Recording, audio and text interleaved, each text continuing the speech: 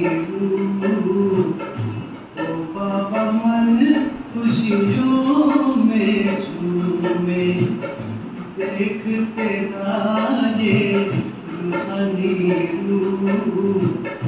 ओ बाबा मन खुशियों में झूमे, मीठे वतन में मन ही मन में, मीठे वतन में मन ही मन में, बन के सितारे मस्ती में घूमे, देख तेरा ये रूहानी रूह।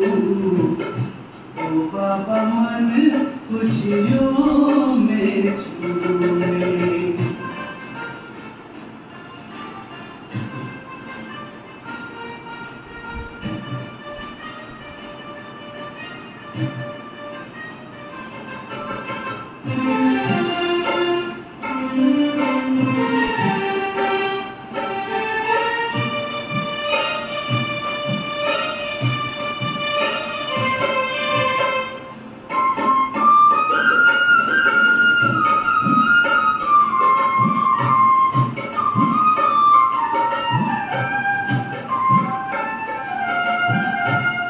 तेरे नैनों का है नूर निराला, सबको देता अमर उजाला।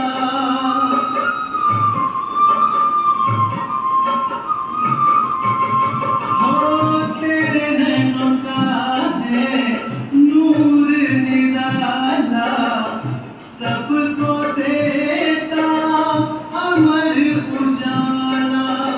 मधुर मधुर है तेरी वाणी, जीवन सबका बनाए रूहानी। तेरे ख्यालों में झूमे हर पल, ओ बाबा मन खुशियों में झूमे, देख तेरा ये रूहानी रूह। ओ बाबा मन खुशियों में झूमे।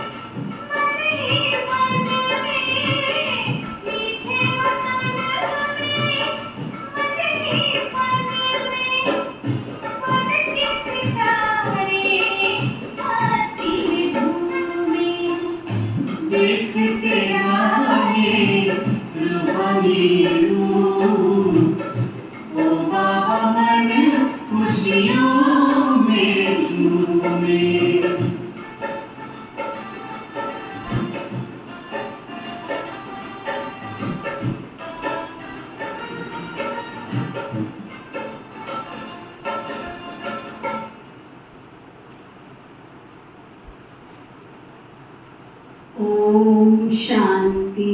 ओम शांति। आज बाबा कह रहे हैं मीठे बच्चे,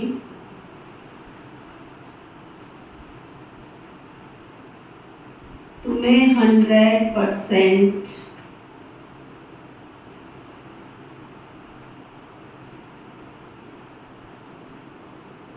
सर्व गुणों में संपन्न बनना है।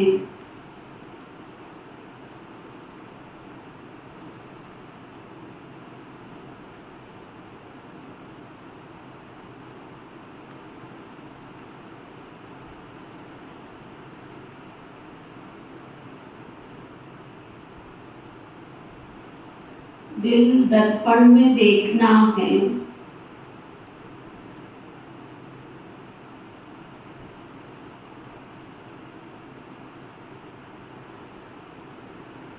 कि हम कहाँ तक पावन बने हैं।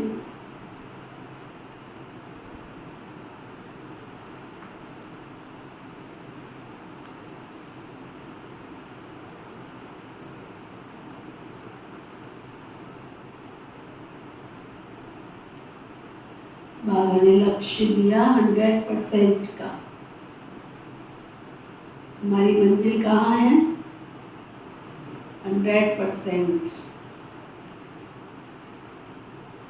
क्योंकि लक्ष्य क्लियर होगा तो लक्षण आएंगे ना।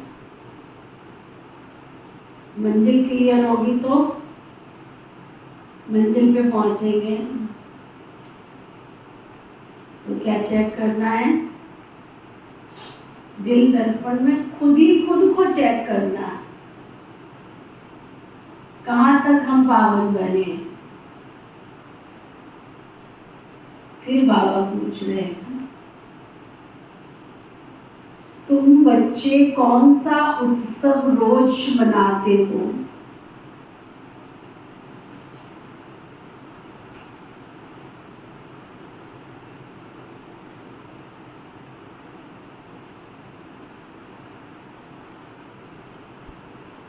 और मनुष्य कौन सा उत्सव मनाते?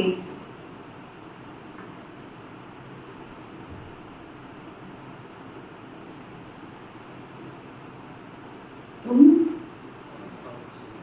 रोज ही मनाते हो। हर दिन है खुशियाँ, हर दिन त्योहार। बाबा के घर में बच्चों की बहार। तुम रोज खुशियाँ मनाते हो, हर दिन खुशियाँ मनाते हो। लोग केवल एक दिन मनाते, 2 दिन मनाते। तो बाबा बता रहे हैं,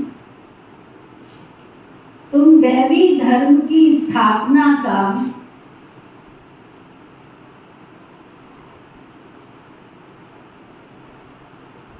अर्थात भारत को स्वर्ग बनाने का उत्सव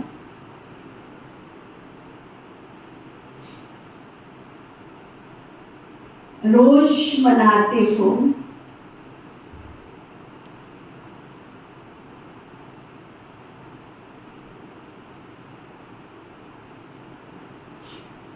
रोज तुम्हें मनुष्य को देवता बनाने की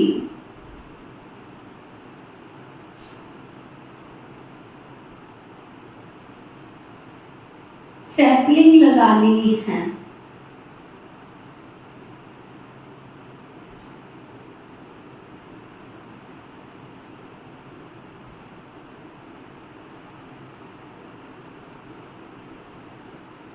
वे मनुष्य तो जंगल के कांटों की सैपलिंग लगाते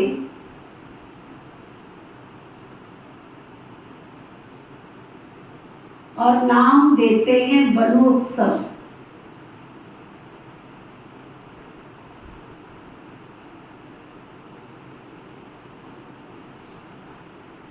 तुम कांटों से फूल बनाने का उत्सव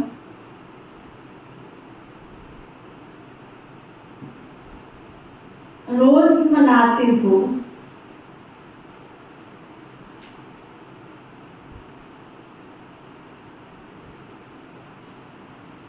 तुम्हारे जैसा उत्सव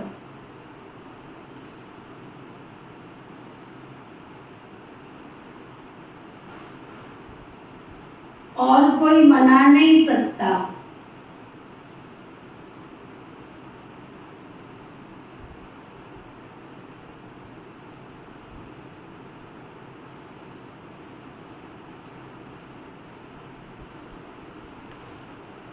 ना तुम्हारे तो रोज ही उत्सव है। इतने सब कार्यक्रम करने के पीछे लक्ष्य क्या होता है हमारा? बाबा के बच्चे बने। हम तो बन ही गए, हमारे लिए थोड़ी उत्सव है। इतने बड़ा खर्चा करते, इतने कार्यक्रम करते, इतना सब कुछ सेरेमनी करते, हम तो बन ही गए बाबा के बच्चे। ये तो नए बच्चे ढूंढने के लिए करते ना कि कोई कहीं छिपे है तो उनको ढूंढ लो।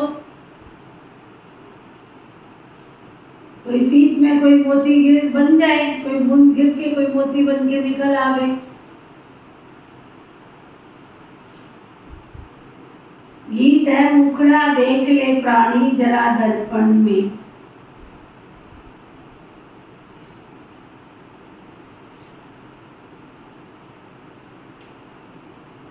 ओम शांति। ये किसने कहा ओम शांति?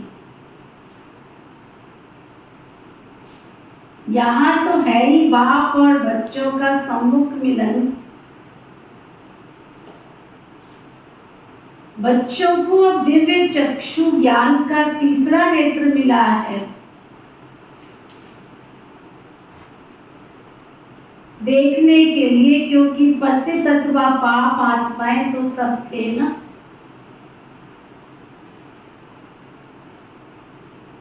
पतितों को पावन बनाने के लिए बाप श्रीमत देते हैं। अब ये श्रीमत देने वाला भी कौन है? पूछो, चेक करो कौन है। उनको भी समझना चाहिए ना। वही बोलते हैं आत्माओं को।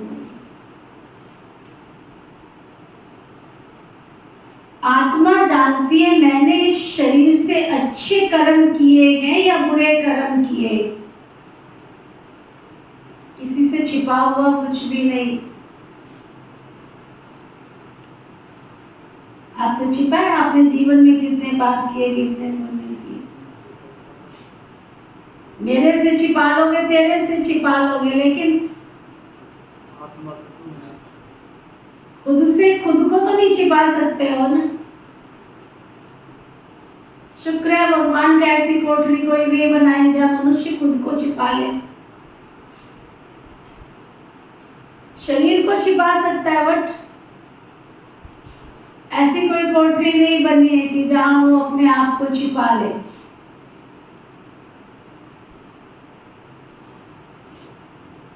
पाप भी करता रहे और छिपा भी रहे।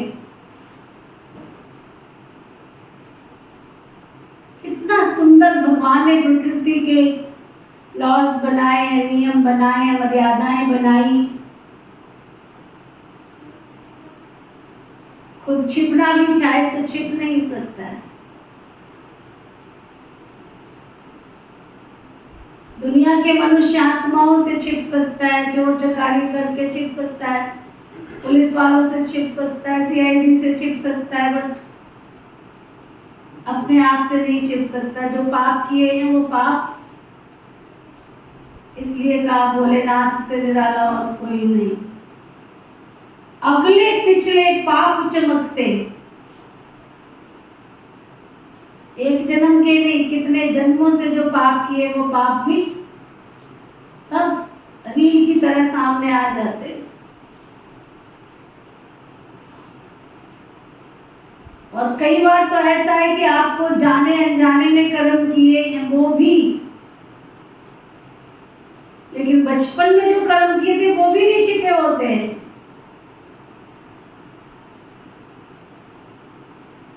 तो कहानी सुनाते हैं ना, कहते हैं एक राजा ने चोर को सजा दी कि फांसी की सजा लगेगी, पकड़ा गया उसको, उसका दंड साबित किया गया कि तुमने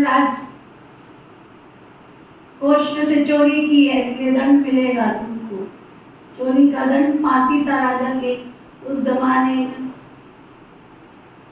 सब कुछ तैयारी हो गई तो लास्ट इच्छा पूछी जाती है फांसी के समय कि तुम्हारी कोई इच्छा है तो बताओ। उस चोर ने कहा मेरी एक इच्छा है, मैं विद्या जानता हूं। सुनी होगी अब आप सबने, सुनिए। उसने कहा मैं एक विद्या जानता हूं, सोने की खेती करना जानता हूं मैं। राजन बहुत सारी सोना ही सोना होगा तुम्हारे राज्य में, मैंने थोड़ी सी चोरी कर ली तो क्या होगा,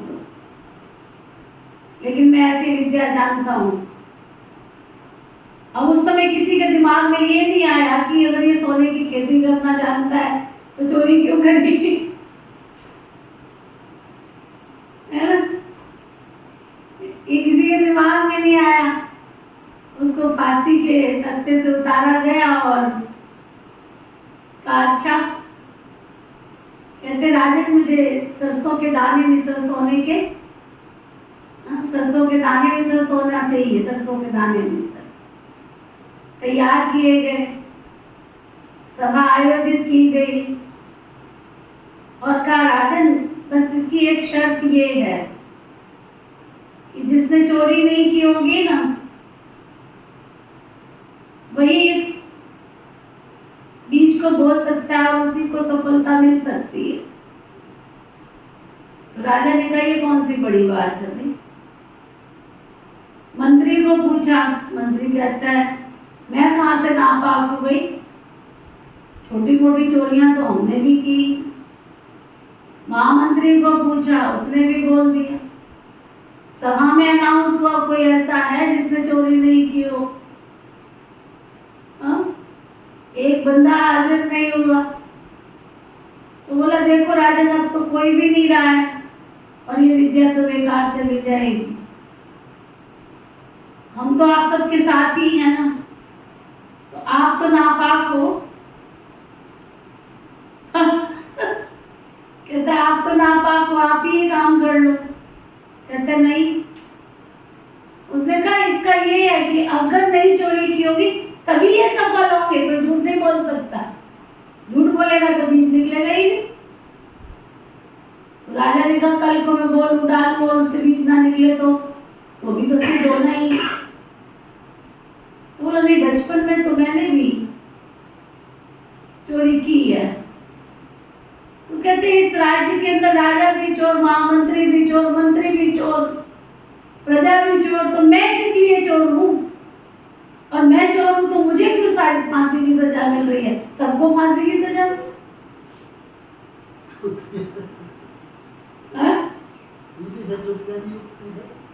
सुना। तो समय और जब मौका आता है ना, अगर कोई अपने आप को नापाक सिद्ध करने की कोशिश करे तो आत्मा अंदर से झकझोर देती है कि नहीं तूने उस घड़ी पर ये पाप किया था, हमसे छिपाने की कोशिश कोई कितना भी कर ले। तो ना, तो वो बाबा कहते हैं पतितों को पावन बनाने के लिए बाबा श्रीमत देते हैं। श्रीमत देने वाला कौन, उनको भी समझना चाहिए। वही बोलते हैं ना आत्माओं को। आत्मा जानती है मैंने इस शरीर से अच्छे कर्म किए हैं या बुरे कर्म किए हैं। बाबा तुम बच्चों को समझ देते, ये तो जरूर सब पतित थे, अभी तुम देखो हम कहां तक पावन बने और दैवी गुण कहां तक धारण किए, चेक करो। दैवी गुण धारण कराने वाला है सर्व गुणों का सागर बाप, वह बैठ बच्चों को समझाते। मनुष्य तो गाते हैं मुझ निर्गुण हारे में कोई गुण नहीं, खुद कहते हैं हमारे में कोई गुण नहीं। अब तुम बच्चों को फिर 100% सर्वगुण संपन्न बनना है। कहते हैं अपने दिल दर्पण में देखो। जब सर्वगुण संपन्न बनेंगे तभी तुम श्री लक्ष्मी व श्री नारायण को वर सकेंगे। पहले पहले तो बाप का परिचय देना चाहिए। ऐसा जो बेहद का बाप है जिसके लिए गाते हैं तुम माता पिता हम बालक तेरे, उस परमपिता परमात्मा की बड़ी महिमा है। कहते हैं शिवाय नमः, वो तो स्वर्ग का रचयिता है, तो जरूर हमको बाप से स्वर्ग का वर्षा लेने का हक है ना। बेहद के बाप का वर्षा स्वर्ग की बादशाही है जो हमको देते हैं। भारत को स्वर्ग की बादशाही थी, अभी नहीं है, तो जरूर बाप से ही मिली थी। भारत ही सचखंड बनता है, सच शिव बाबा का ये जन्म स्थान है, ये कोई नहीं जानते। शिवरात्रि गाई जाती है, वो कौन सी है? श्री कृष्ण की भी रात्रि, शिव की भी रात्रि दिखाते हैं। श्री कृष्ण का तो माँ के गर्भ से जन्म हुआ है। शिव बाबा के लिए जन्माष्टमी तो वास्तव में नहीं कहेंगे ना, शिव बाबा आते ही तब है जब ब्रह्मा की रात होती, रात के बाद दिन अर्थात कलयुग के बाद अंत के बाद सतयुग की आदि होती है। इसको कहा ही जाता है घोर अंधियारी रात। ये बेहद की बात हो गई ना, हद की रात होती है, परंतु कलयुग अंत को घोर अंधियारा कहा जाता है। ज्ञान अंजन सतगुरु दिया, ज्ञान अंधेर विनाश। सतगुरु ज्ञान सूर्य बाप को कहा जाता है। पहले पहले तो बाप और वर्षे का परिचय चाहिए। बाबा कौन है, शिव बाबा कौन है, उससे मिलता क्या है। समझो कोई बादशाह को बच्चा नहीं है, किसी गरीब के बच्चे को गोद में ले लेता है, तो बच्चा दिल में जानता है ना कि मैं गरीब था, अब मैं बादशाह का बच्चा हूं। समझ तो होती है ना उसको। तुम भी जानते हो रावण का बनने से बहुत गरीब कंगाल बन गए थे। अभी हम बेहद के बाप के बने, उनसे हमें स्वर्ग का वर्षा मिलता है। ये अच्छी तरह परिचय देना है, फिर लिखा करके भी लेना है। देखो कैसे भाई बहन थे उस समय, लिख के देते थे कि जरूर हमने पहचाना है परम पिता परमात्मा इस सृष्टि पर आए। अभी तो कहते कुछ है, करते कुछ, जाते नहीं, बताते नहीं। समझ में ही नहीं आता ये बाबा का बच्चा है भी या नहीं है। पहचान ही नहीं होती है बाबा का बच्चा है भी है कि नहीं। और पहले लिखा के लेते थे निश्चय पत्र की, तुम बाबा के बच्चे हो, पक्के वाले बच्चे हो या कच्चे वाले बच्चे। हमको बेहद के बाप से बेहद का वर्षा मिलता है। ये ज्ञान और कोई तुमको दे नहीं सकता। सन्यासी तो घर बार छोड़कर जाते, फिर माँ बाप चाचा मामा आदि कहलाने से भी निकल गए खलास। यहाँ तो गृहस्थ धर्म की बात है ना, वो गृहस्थ धर्म का त्याग करते। तुम बच्चों को बाबा समझाते, तुम सो देवी देवता गृहस्थ धर्म में थे, सर्वगुण संपन्न संपूर्ण निर्विकारी थे, और तुम स्वर्ग के मालिक भी थे, संपूर्ण निर्विकारी भी थे और स्वर्ग के मालिक भी थे। फिर पूज्य से तुम पुजारी बन अपनी पूजा भी करते हो। जब तुम पूज्य सो देवी देवता हो तो तुमको वहां पूजा करने की कोई दरकार ही नहीं। सतयुग में तुम वही देवी देवता, तो तुम्हें किसकी पूजा करोगे। वैसे ही भारत देवी देवताओं का पूज्य कुल था, अभी तो पूज्य से पुजारी बने हो। फिर तुम बच्चों को पुजारी से पूज्य देवी देवता बनना इसलिए गाया जाता है, आप पे पूज्य आप पे पुजारी। बाप पूज्य और पुजारी नहीं बनते, बाप तो सदैव पूज्य है ही। भक्ति मार्ग में ब्राह्मण लोग मंदिर में शिवलिंग रखते हैं, फिर बाप की बैठ करके पूजा करते हैं। हम उनके बच्चे हैं, हे परम पिता परमात्मा ऐसे कहेंगे। वह तो है ही निराकार, आत्मा भी है निराकार। शिव के पास जाते हैं तो कहते हैं परम पिता परमात्मा निराकार शिव है। ये आत्मा ने कहा इन ऑर्गन्स के द्वारा। अभी तुम बच्चे ये जान गए हो कि जो अच्छे कर्तव्य करके जाते हैं उनकी महिमा की जाती। किसकी महिमा करते हैं? जो कुछ करेगा तो उसकी महिमा होगी ना। लेकिन करने के साथ क्या शब्द जोड़ा? कर्म के साथ शब्द क्या जोड़ा? अच्छे कर्म करोगे, सुखदायी कर्म करोगे तो तुम्हारी महिमा का गायन होगा। कर्म तो तुमने किया लेकिन साथ साथ तुम सुई चुभोते रहे।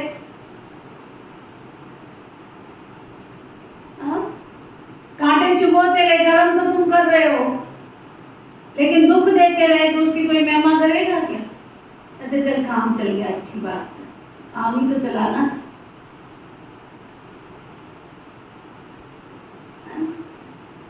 आज तक इतनी लेबर काम करती है, उसको कोई कहता है तुमने बहुत अच्छा काम किया? इतने बड़े बड़े भवन बना के दे देती है, फिर भी लास्ट में क्या कहते तुम कब निकलोगे हमारे घर से?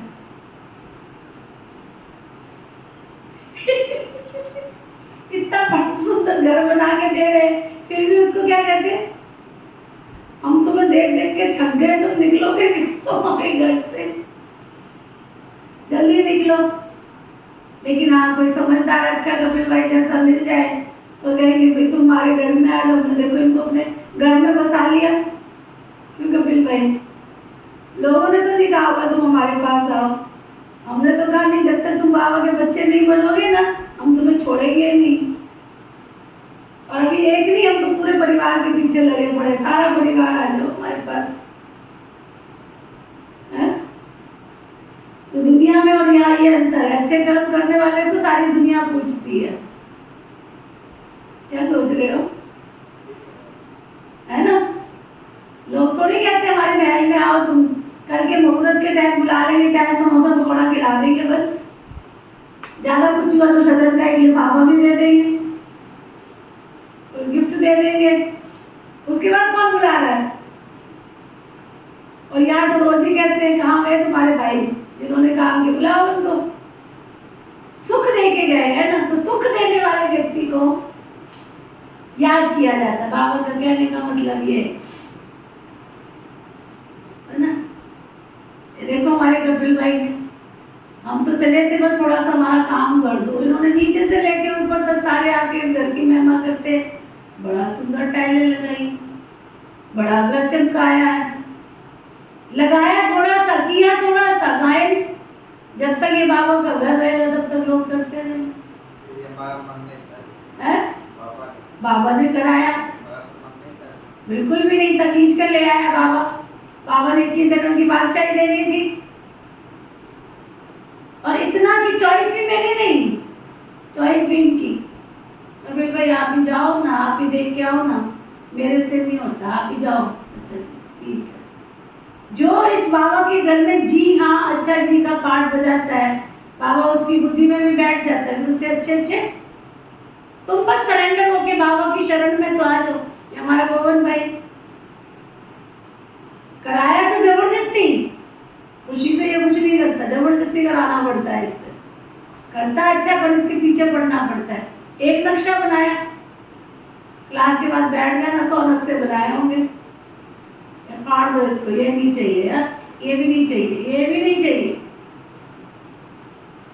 तो जो दिल से बाबा के घर की सेवा करते, प्यार से करते हैं, तो बाबा भी उनको अपना बना लेता है। तो बाबा क्या कह रहे थे? अच्छे कर्म किए किसी ने तो उसको उसको याद किया जाता है, उसका गायन किया जाता है। और कपिल भाई ने पता क्या चालाकी की मेरे साथ में? पता इन्होंने क्या चालाकी की? जो इनका एक भाई है ना, उसको थोड़ा सा क्रोध आता है, थोड़ा सा गुस्सा आता है, कहते हैं तो आश्रम में ठीक रहेगा, है ना कपिल भाई? जानबूझ के जानबूझ के उसको भेजा। वो भी बाबा कहते, बाबा के घर में आके ना सारा काम करा लिया बाबा ने उससे। यहाँ से बाहर निकलता था, लोग भड़काते थे उसको, कहता मैंने तो ऐसा कुछ भी नहीं देखा है माँ, हमारे साथ तो ऐसा कुछ भी नहीं हो रहा है। तो गायन और यौवन पुंज कब बनेंगे? जब तुम विपरीत परिस्थिति में अनुकूल बन जाओगे। समझ में आया? परिस्थिति ऐसी थी बहन जी, हम क्या करते? तो नंबर किस चीज के मिलेंगे? नंबर किस चीज के मिलेंगे? विपरीत परिस्थिति, लेकिन तुम उस परिस्थिति में अनुकूल बन गए, तुमने उस समय सुख दे दिया। इस यज्ञ के अंदर हमने आदि से लेके अब तक यही देखा है, जो विपरीत परिस्थिति में अनुकूल बनते हैं वो आगे बढ़ते चलेंगे, बढ़ते चलेंगे, बढ़ते चलेंगे। और जिन्होंने परिस्थितियां पैदा की वो आज है ही नहीं इस यज्ञ के अंदर। कोई ना कोई ऐसा कारण बनता है जो माया उनको खींचकर यहाँ से ले जाती है। तो बाबा कहते हैं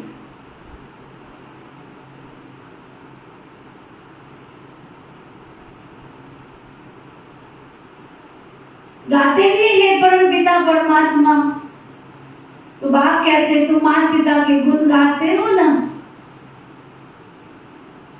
अभी तुम बच्चे जान गए जो अच्छे कर्तव्य करके जाते हो कि कितनी महिमा की जाती है। अभी तुम माता पिता उस निराकार को ही कहते हो, तुम्हारे सहज योग, सहज राजयोग और ज्ञान की शिक्षा से हम सुख घनेरे पाएंगे। उसके लिए तुम पुरुषार्थ कर रहे हो, कितनी सहज बात। तुम प्रजापिता ब्रह्मा के बच्चे प्रैक्टिकल में हो, सम्मुख बैठे हो। शिव बाबा और ब्रह्मा बाबा दोनों के सम्मुख हो। शिव बाबा को तो अपना कोई शरीर भी नहीं है। तुम जानते हो शिव बाबा इनके मुख के द्वारा हमको राजयोग सिखला रहे हैं।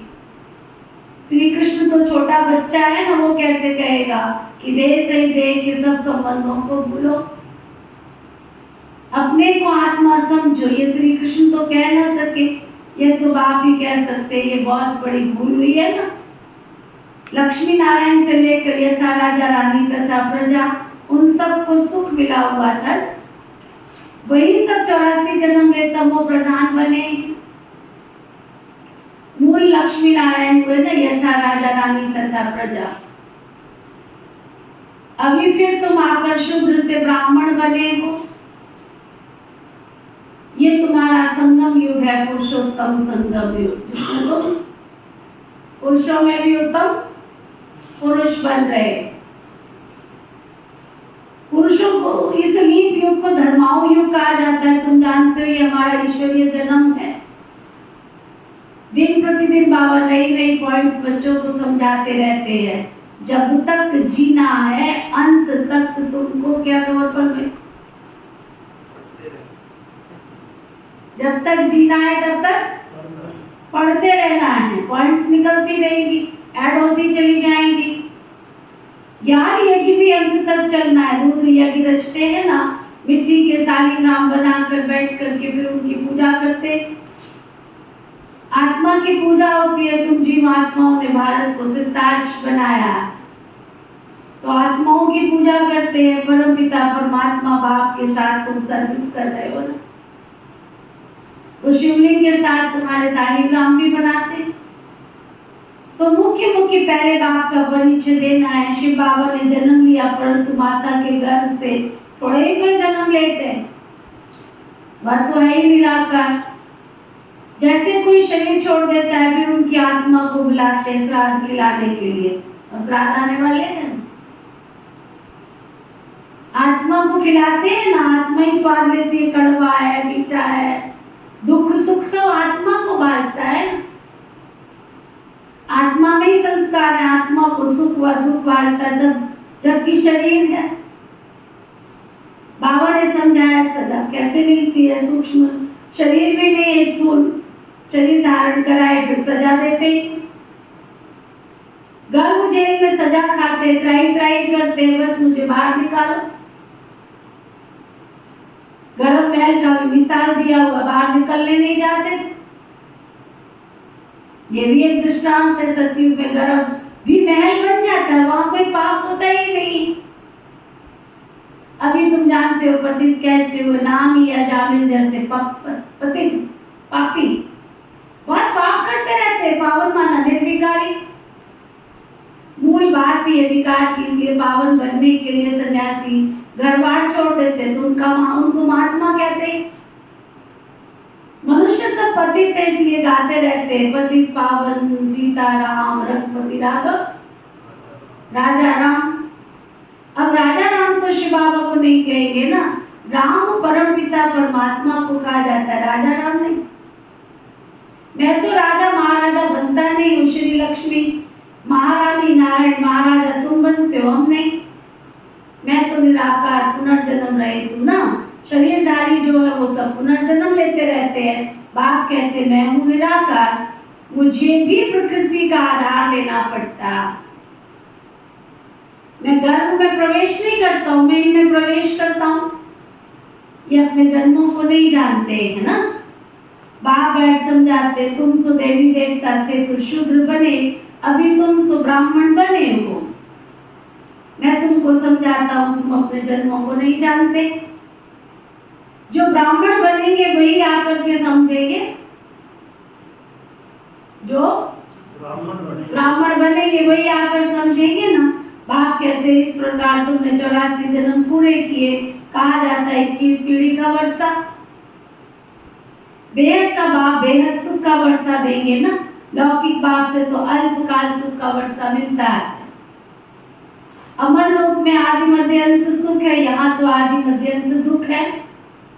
तुम पार्वतियों को अमरनाथ शिव बाबा, तुम पार्वतियों को अमरनाथ शिव बाबा सच्ची सच्ची क्या सुना रहे हैं, अमर कथा सुना रहे।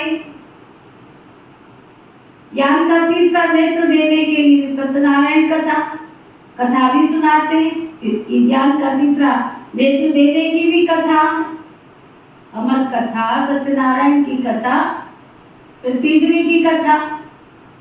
भारतवासी सदा सुखी थे, पवित्रता हेल्थ वेल्थ सब कुछ थी, कभी कोई बीमार नहीं पड़ते थे, नाम ही था उसका स्वालू। बीमार पड़ेंगे भी कैसे, आप सोचो जरा। कल किसी से बात चल रही थी, बीमार होने का कारण क्या है ये बताओ। जो हमें भोजन नहीं करना है वो हम भोजन खा रहे हैं, है ना। काम करना नहीं चाहते हैं तो शरीर चलता नहीं है, और जो खा रहे हैं उसको पचाने की ताकत नहीं है, तो क्या करेगा वो अंदर बैठ के। और सतयुग के देवी देवता,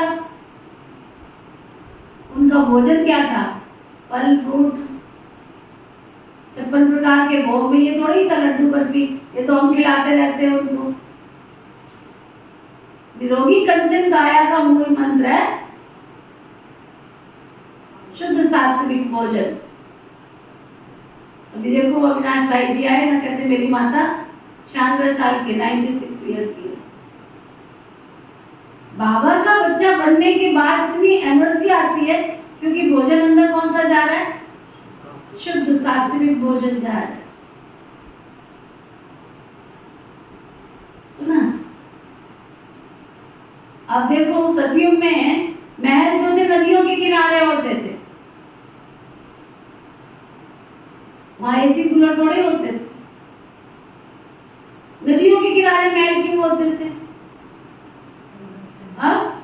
हवा चलेगी तो ठंडी हवा अंदर आएगी। पूरी वास्तु होती थी, आंगन होते थे हर घर के अंदर। पुराने जितने भी घर देखो बीच में क्या होता था, आंगन होता था। ब्रह्म तत्व बोला जाता, उसको ब्रह्म स्थान बोला जाता, खुला हुआ स्थान, है ना।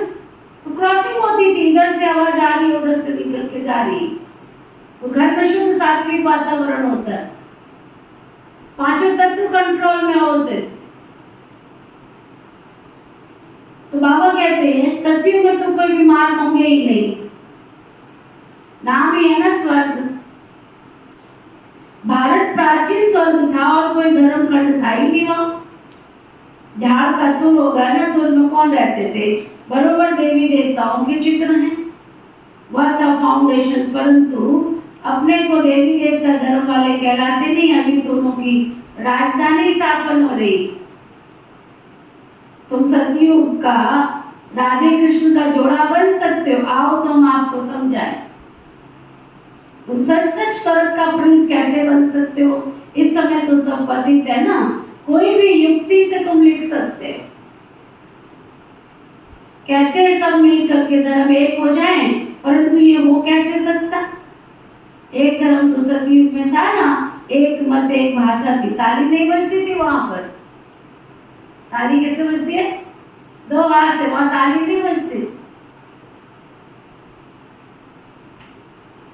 विश्व के तो मालिक थे, वहां कोई लड़ाई झगड़ा नहीं था। तेरा धर्म मेरा धर्म,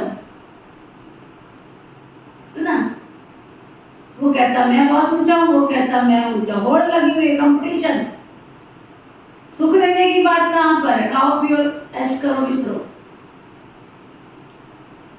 बाबा के घर में कोई भी कार्यक्रम होता है, उसके पीछे क्या होता है? ध्येय क्या होता है? लोग चरित्रवान बने, लोग उज्जवल बने, उनका भविष्य उज्जवल हो। कितनी स्पिरिचुअलिटी है।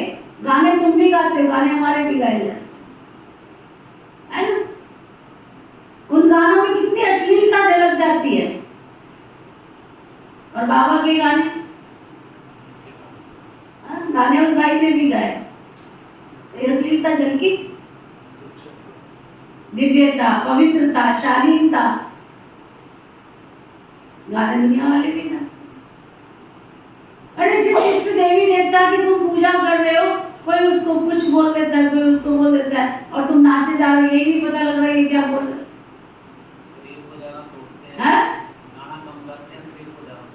कितना कितना तुम वो बाबा कह रहे।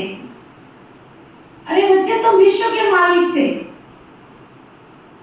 यहाँ तो कितने धर्म में, पहले धर्म के स्थापक खुद आते हैं, फिर अपने पिछाड़ी औरों को बुलाते आओ।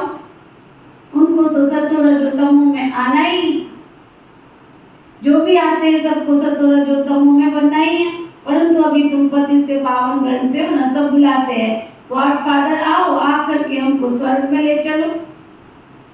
वो है स्वर्ग को मुक्ति, वह हेवन को मुक्ति को, कोई जीवन मुक्ति को समझते, तुम समझते हो स्वर्ग माना जीवन मुक्ति कहा जाता है। तुम्हारा सैपलिंग लग रहा है ना, वे फिर कांटों के जंगल का सैपलिंग लगा रहे। रात दिन का फर्क है। उनका भी उत्सव मनाते हैं, वनोत्सव। झाड़ उगाने के लिए कितने उत्सव मनाते हैं। तुम देवी देवता धर्म की स्थापना था, भारत को स्वर्ग बनाने का रोज उत्सव मनाते हो, रोज ही उत्सव मनाते हो। रोज मनुष्य से देवता बनने का पुरुषार्थ करते हो, रोज मनुष्य से देवता बनाने का पुरुषार्थ करते हो। कांटों से फूल बनाना ये तुम्हारा रोज का उत्सव होता है। भगवान फिर जरूर इतना इनाम भी तो देंगे। तुम अगर सेवा करोगे तो फ्री में नहीं होती, उसकी प्यार से दिल से सेवा करते हो, किसी को सुकून मिलता है, किसी को शांति मिलती है, उसका वो इनाम देवे या ना देवे, शिव बाबा तो बैठा है ना इनाम देने के लिए। उसका कहना माना, उसका कार्य किया तो वो इनाम देगा ना। जितनी अच्छी तरह कह रही उतना अच्छा इनाम देगा।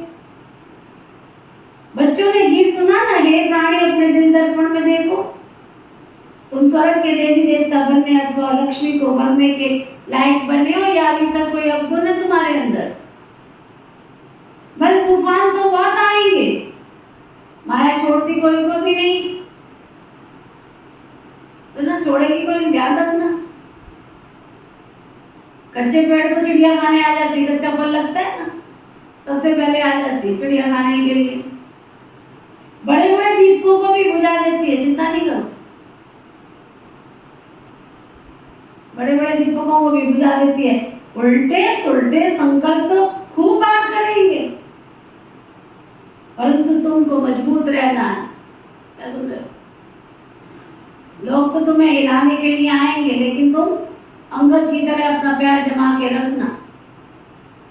बस एक बात याद रखना, एक बात, अगर माया से बचना है तो एक बार याद रखना, बस मास्टर भगवानों के पास आकर के वेरीफाई कर लेना ये राइट है या रॉन्ग है। जो तुमको भड़काने आएगा ना, वो तुमको ये जरूर कहेगा बहन जी को मत बताना। समझ लो, जो बहन जी को नहीं बताना उसमें झूठ है, असत्य है, छल है, कपट है। ऐसी क्या बात है जो नहीं बतानी? समझ लो ये माया का रास्ता है, ये चोर गेट है। जब भगवान को नहीं बताना है तो इसका मतलब छल है, कपट है। जरूर छल कपट उसमें है, बताना नहीं, छल कपट। वो यज्ञ रक्षक नहीं है, वो यज्ञ भक्षक है, ये याद रख लेना। और जिसने ये शब्द बोला है ना, वो आज यहाँ दिख रहा है, कल नहीं दिखेगा। ये भी मेरे से लिख के ले जाओ, क्योंकि यज्ञ भक्षक की पहली सीढ़ी पर उसने क्या किया है? कदम रख दिया है। ये याद रखना, वो आज दिख रहा है, कल नहीं दिखेगा। उड़ा ले जाएगी माया उसको, क्योंकि उसने भगवान के कार्य में विघट डालने का कार्य शुरू कर दिया है।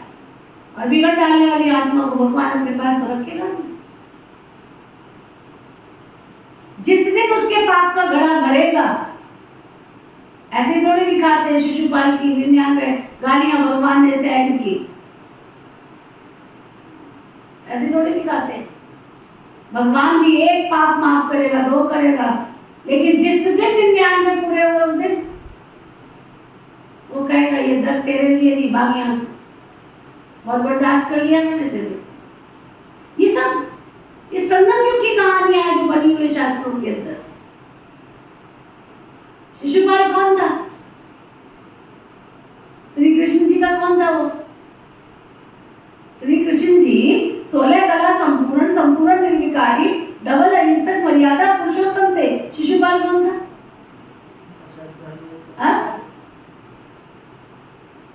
भांजा था, भांजा था। श्री कृष्ण शिशुपाल का कौन था? भांजा था, ऐसा कुछ लिखा है। हाँ, था तो रिश्तेदारी में ना, कुल तो वही था ना, लेकिन फिर भी वो असुरों की श्रेणी में गिना जाता था। श्री कृष्ण को तो असुरों की श्रेणी में नहीं रखते।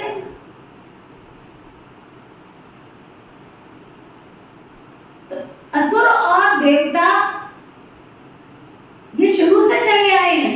तो शुरू से चले आए माना असुर माना आश्रवृत्ति वाले, देवता माना दैवी गुण वाले।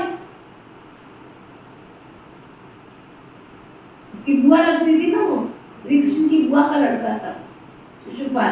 तभी तो बुआ ने उसे वरदान मांगा कि तू इसको माफ कर देना। कहता मैं माफ तो करूंगा। अब छोटेपन में उसको क्या पता था कि ये क्या करेगा और ये किसको मारेगा,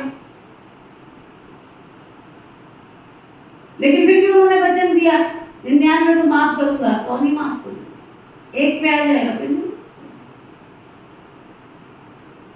तो बाबा भी ये सर्वशक्तिवान है, ये दर भी वही दर है। अगर किसी ने यहाँ निंदा चुगली पर चिंतन का जड़ बीज बो दिया है, बाबा के कार्य में विघन डालना शुरू किया है, यज्ञ के भक्षक बने हैं, बाबा उनकी 99 गलतियां माफ करेगा, लेकिन जैसे ही पाप का घड़ा भरेगा उसको उठा के ले जाएगा। तुम चिंता मत करो, तुमने टेका नहीं लिया कौन यहाँ आ रहा है कौन यहाँ जा रहा है, ये भगवान का घर है। उसको यहाँ किसको बिठाना है, किसको रत्नों से झोली भरनी है, ये उसकी लीला परंपार। तुम बस अपने सच्चाई से, ईमानदारी से, वफादारी से चलते चलो बस, है ना। तो बाबा कहते हैं कोई अवगुण तो नहीं है, चेक करो अपने अंदर। उल्टे सुल्टे संकल्प तो खूब बात करेंगे, परंतु तुमको मजबूत रहना, इसमें मुरझाने की तो कोई बात ही नहीं है।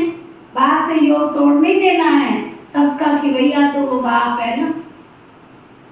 विषय वैतरणी की बड़ी खाई है, तुम योग बल से पार करते हो, विषय सागर से पार कर तुम क्षीर सागर में चले जाएंगे।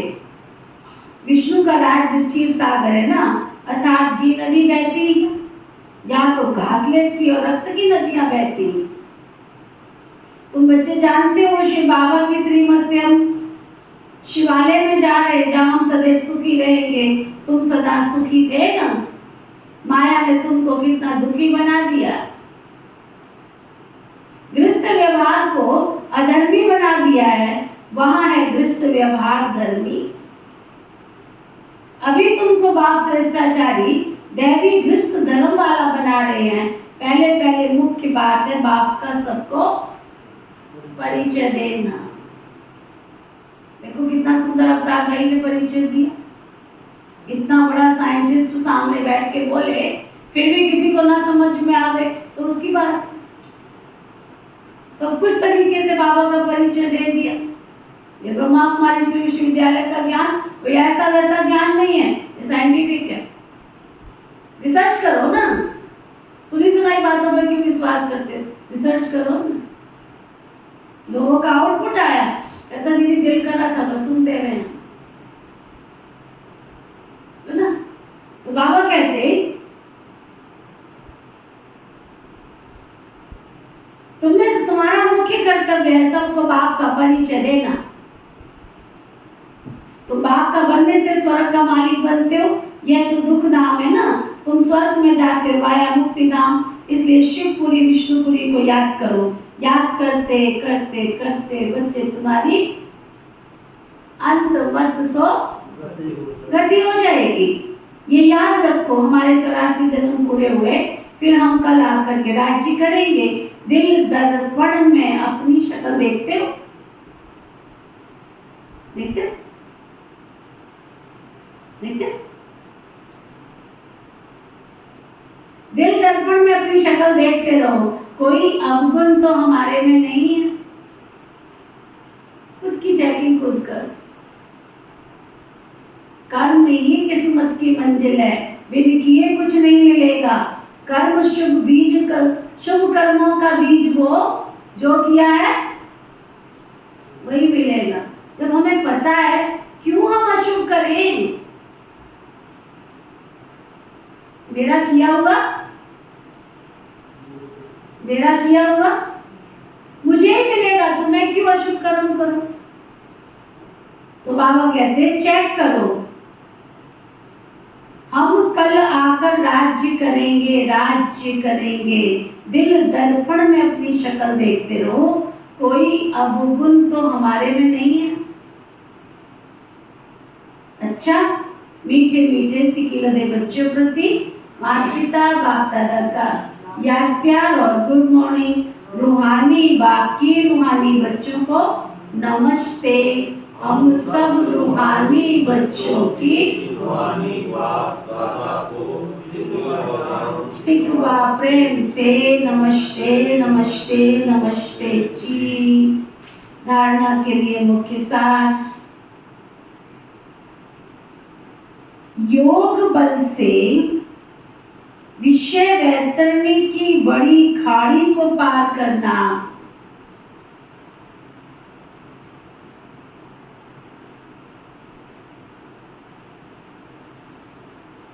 उल्टे संकल्पों में मुरझाना नहीं है।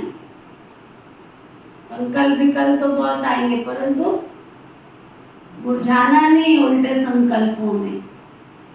63 जन्मों के पाप किए ना तो वो आ जाते हैं, इसलिए घबराओ नहीं। मजबूत रहना है तुमको, मजबूत।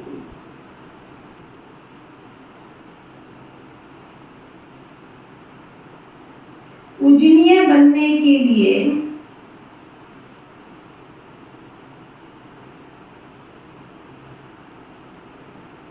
बाबा के साथ भारत को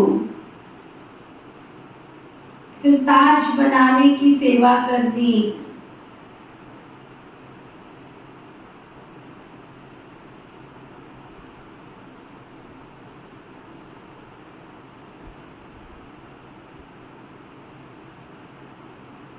पूजनीय बनने के लिए बाप के साथ भारत को सिरताज बनाने की सेवा करनी है। वरदान, सतगुरु प्यारे बाबा का वरदान, ट्रस्टी बन लौकिक जिम्मेवारियों को निभाते हुए लौकिक जिम्मेवारियों को निभाते हुए अथक रहने वाले डबल लाइट बल्ब ट्रस्टी बन लौकिक जिम्मेवारियों को निभाते हुए अथक रहने वाले डबल लाइट बल्ब। इतना सुंदर वरदान दिया बाबा। बाबा ये नहीं कहते कि तुम लौकिक कारोबार छोड़ दो। लौकिक ट्रस्टी बन लौकिक जिम्मेवारियों को निभाते हुए अथक रहने वाले डबल लाइट बल्ब।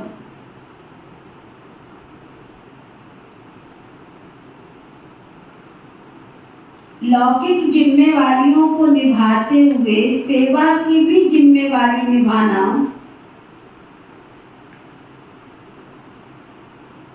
इसका डबल लाभ मिलता है। सुना, लौकिक काम करो, बाबा का भी काम करो तो तुम्हारी डबल लाभ मिलता है। नहीं, नौकरी करते हैं लोग 9 से 5 या 9 से 6 जो भी है, उसके बाद ओवर टाइम लगाते तो मिलता है ना बोनस उसका। तो यहाँ भी बाबा कहते तुम लौकिक करते हो, बाबा का करते हो तो डबल लाभ मिलता है। डबल जिम्मेवारी है तो डबल प्राप्ति होगी। लेकिन डबल जिम्मेवारी होते हुए भी डबल लाइट रहने के लिए स्वयं को ट्रस्टी समझकर जिम्मेवारी संभालो तो थकावट का अनुभव नहीं होगा। थकावट कब होती है? जब नौकर बनते हैं। मालिक को कभी थकावट होती है? लेबर को थकावट होती है, मालिक को थोड़ी थकावट होती है। ट्रस्टी समझकर जिम्मेवारी संभालो तो थकावट का अनुभव नहीं होगा। जो अपनी गृहस्थी अपनी प्रवृत्ति समझते उन्हें बोझ का अनुभव होता है। अपना है ही नहीं कुछ तो बोझ किस बात का? अपना कुछ है ही नहीं तो बोझ किस बात का? सचमुच वंडर है बाबा, वंडर। स्लोगन, सदा ज्ञान सूर्य के सम्मुख रहो तो भाग्य रूपी परछाई आपके साथ रहेगी। सदा ज्ञान सूर्य के सम्मुख रहो तो भाग्य रूपी परछाई सदा आपके साथ रहेगी। आज का व्यक्ति इशारा, मनसा वाचा कर्मणा निरंतर दान दो। मनसा से भी, वाचा से भी, कर्मणा से निरंतर दान दो, वरदान दो तो स्वतः स्व का ग्रहण स्वतः ही समाप्त हो जाएगा। अविनाशी लंगर लगाओ, अविनाशी। पुराने संस्कार जो पुराने भिन्न भिन्न रूप में समस्या बनकर आते हैं ना तुम्हारे सामने, क्या कह रहे हैं बाबा? तो तुम्हारे पुराने संस्कार समस्या रूप बन के तुम्हारे सामने आते हैं। ईर्ष्या का है, द्वेष का है, फीलिंग का है, नफरत का है, घृणा का है, यही आते हैं। और क्या आते हैं? तेरे का, मेरे का। इन सभी संस्कारों को समाप्त करने के लिए शक्तिशाली संस्कार दाता, विधाता, वरदाता की इमर्ज करो। ये महासंस्कार कमजोर संस्कार को स्वतः ही समाप्त कर देंगे। आप औरों को रास्ता दिखाने के, बाप का खजाना देने के निमित्त सहारा बनो तो कमजोरियों का किनारा स्वतः ही हो जाएगा। ओम शांति शांति।